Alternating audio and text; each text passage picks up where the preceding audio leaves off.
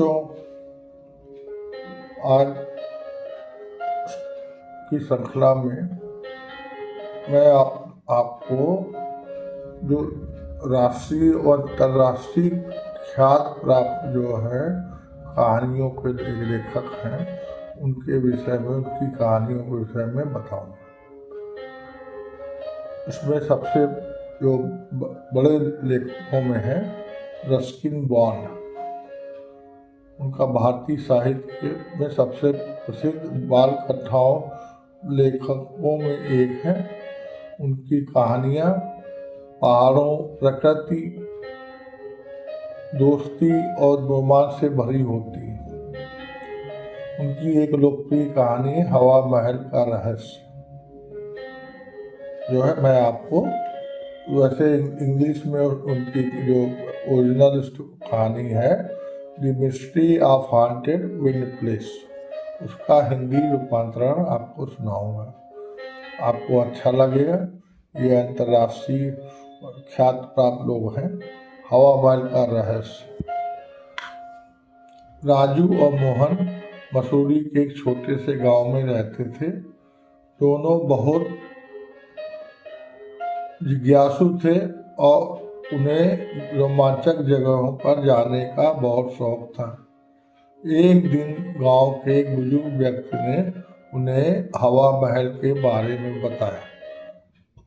हवा महल एक पुराना सुनसान सा महल था जो पहाड़ों के बीच था।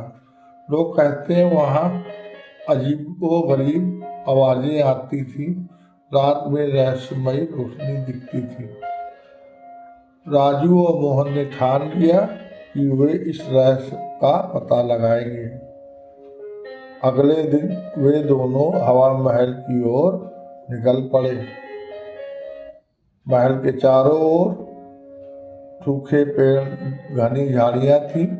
जैसे ही वे अंदर पहुंचे, दरवाजा अचानक जोर से बंद हो गया। वे डर गए, लेकिन फिर भी उन्होंने अपने कदम आगे बढ़ाए। अंदर के कमरों में पुरानी पेंटिंग, टूटी फूटी खिड़कियां और एक बड़ा सा झूमर था। अचानक एक कमरे में से किसी के चलने की आवाज आई। राजू, मोहन धीरे धीरे उस कमरे में पहुंचे और देखा कि एक बूढ़ा व्यक्ति बैठा था। जब उन्होंने उससे पूछा कि वह यहाँ क्या कर रहा है, तो उसने कहा, मैं इस महल का चौकीदार हूँ, लेकिन लोग इसे भूतिया समझकर यहाँ नहीं आते हैं। असल में महल में जो रात में आवाजें और रोशनी दिखती है थी, वह चौकीदार के रहने की वजह से थी। राजू और मोहन को समझ में आ गया, यह महल भूतिया नहीं था, बल्कि बस एक डरावनी जगह थी जहाँ लोग जाने से डरते थे। इस प्रकार हर चीज को सुनकर मानने से पहले खुद को उसकी सच्चाई जाननी चाहिए। डर और वहम को दूर करने के लिए हमें तर्क और हिम्मत से काम लेना चाहिए। बच्चों, आपको उम्मीद है कि ये कहानी बहुत अच्छी लगी होगी। जो है, आप इसको, जो आपने यदि पसंद किया है तो आप इसको जो बोले अपने मम्मी पापा, दादी बाबा सबसे कि उसको लाइक करें, सब्सक्राइब करें और दूसरे बच्चों को सुनने के लिए दूसरे व्हाट्सएप ग्रुप, फेसबुक ग्रुप में इसको शेयर करें, जिससे और भी बच्चे सुन सकें।